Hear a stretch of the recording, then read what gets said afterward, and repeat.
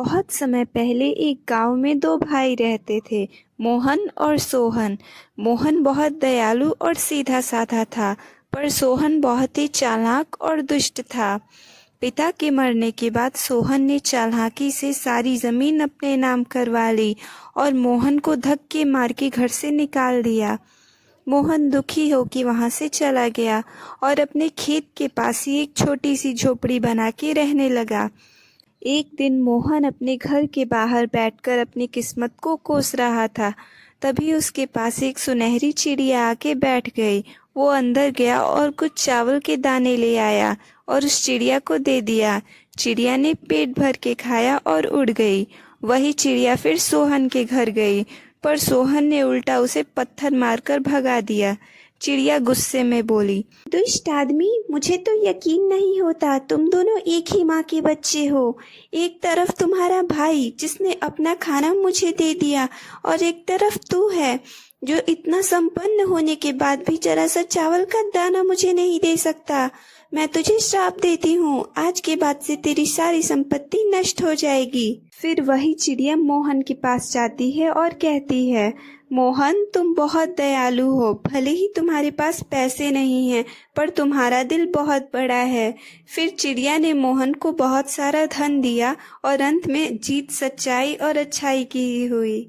एक जंगल में एक गधा रहता था। वैसे तो वो शेर का गुलाम था, पर हमेशा से ही उसकी नजर शेर की गद्दी पे थी।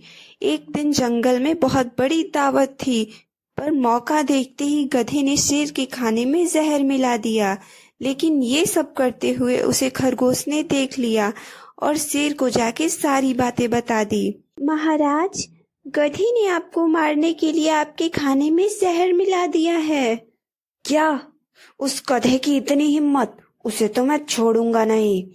फिर शेर ने झूठ मूठ का मरने का नाटक किया ताकि वो गधे को रंगे हाथों पकड़ सके।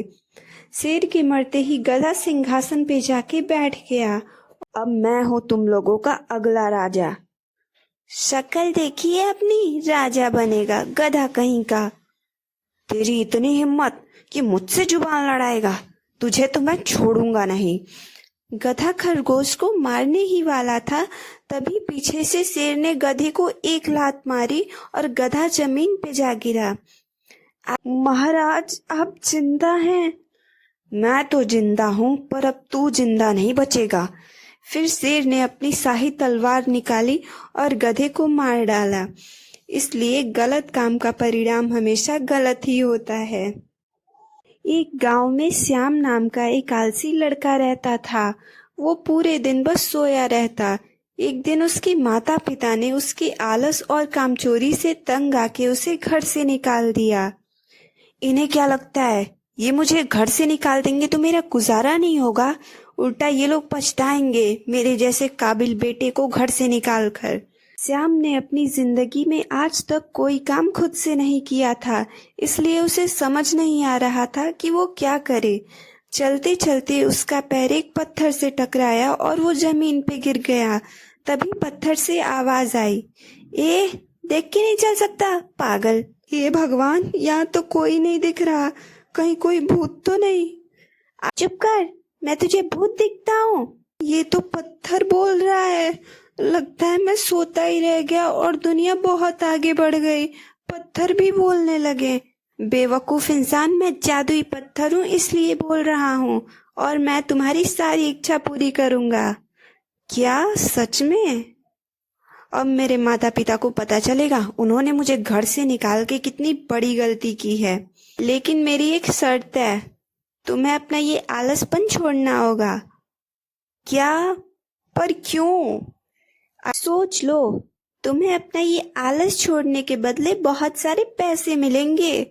ठीक है, कोशिश करूंगा। उस दिन के बाद से श्याम एक मेहनती और जिम्मेदार इंसान बन गया, और ऐसे एक पत्थर ने श्याम को अपना आलस छोड़ के एक मेहनती इंसान बनने पे मजबूर कर दिया।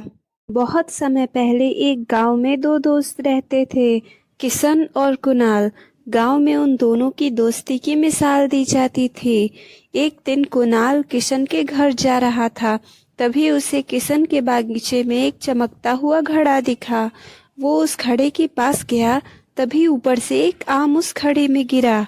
आम के गिरते ही उस घड़े में से चमकीली रोशनी निकली और घड़ा आमों से भर गया। लगता है ये जादुई घड़ा है, इससे मैं रातों रात अमीर बन जाऊंगा। लेकिन अगर किशन को पता चला तो वो ये घड़ा मुझसे ले लेगा। नहीं नहीं, किशन के आने से पहले ही मैं ये घड़ा अपने साथ ले जाता हूँ। फिर कुणाल ने वो घड़ा उठाया और अपने साथ अपने घर ले गया। कुणाल के मन में अब लालच आ चुका था। कुणाल ने एक सोने का सिक्का घड़े में डाला और दूसरे ही पल पूरा घड़ा सिक्कों से भर गया। रात भर में ही कुणाल ने उस घड़े से इतने पैसे कमा लिए कि वो गांव का सबसे अमीर आदमी बन गया। किशन जब कुणाल के घर गया तो पूरा घर सोने चांदी के सिक्कों से भरा हुआ था। कुणाल, इतने सारे पैसे तुम्हारे पास कहाँ से आए? तुमसे मतलब, अपने काम से काम रखो। तभी किशन की नजर उस घड़े पर पड़ी। ये घड़ा तो देखा देखा सा लग रहा है, कहीं से पता न चल जाए कि ये जादुई घड़ा है और मैं ये इसी के बागीचे से लाया हूँ। ये घड़ा तुम्हें कहाँ से मिला? तुमसे मतलब, जाओ यहाँ से। कुणाल, क्या हो गया? तुम ऐसी क्यों बात कर रहे हो? मैं ऐसे ही बात करता हूँ। और साफ साफ क्यों नहीं कहते? मेरे पैसे देख के तुम्हारे मन में लालच आ गया है, इसलिए यहाँ आए हो ताकि मैं तुम्हें कुछ पैसे दे सकूं। पर याद रखो, मैं तुम्हें इसमें से एक फूटी कौड़ी नहीं दूंगा। कुणाल, तुम मेरे दोस्त थे, इसलिए मैं यहाँ तुमसे मिलने आया था। पर यहाँ आके पता चला कि इन पैसों ने तो तुम्हें अंधा बना दिया है। अपनी सालों की दोस्ती भुला दी तुमने इन चंद रुपयों के लिए। मुबारक हो तुम्हें ये पैसे, और भूल जाना कि तुम्हारा कोई दोस्त भी था। ये कह के किशन वहां से चला गया। आया बड़ा मुझे ज्ञान देने वाला। इस जैसे हजारों लोग मिलेंगे अगर पैसे रहेंगे तो। फिर कुणाल घड़े में हीरे मोती डालने लगा, पर ये सब करते हुए उसे गांव के ही एक आदमी पवन ने देख लिया। अच्छा, तो ये ऐसे बना है रातों रात अमीर। ये घड़ा तो मुझ जैसे काबिल इंसान के पास होना चाहिए, ना कि इस जैसे गंवार के पास। थोड़ी देर में रात हो जाती है।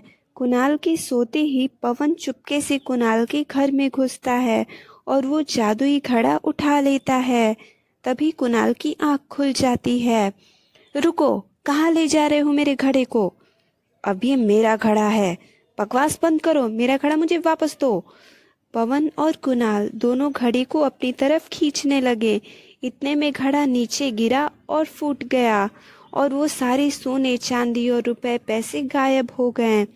और ऐसे कुणाल की लालच की वजह से उसने पैसे के साथ साथ अपने सबसे अच्छे दोस्त को भी खो दिया।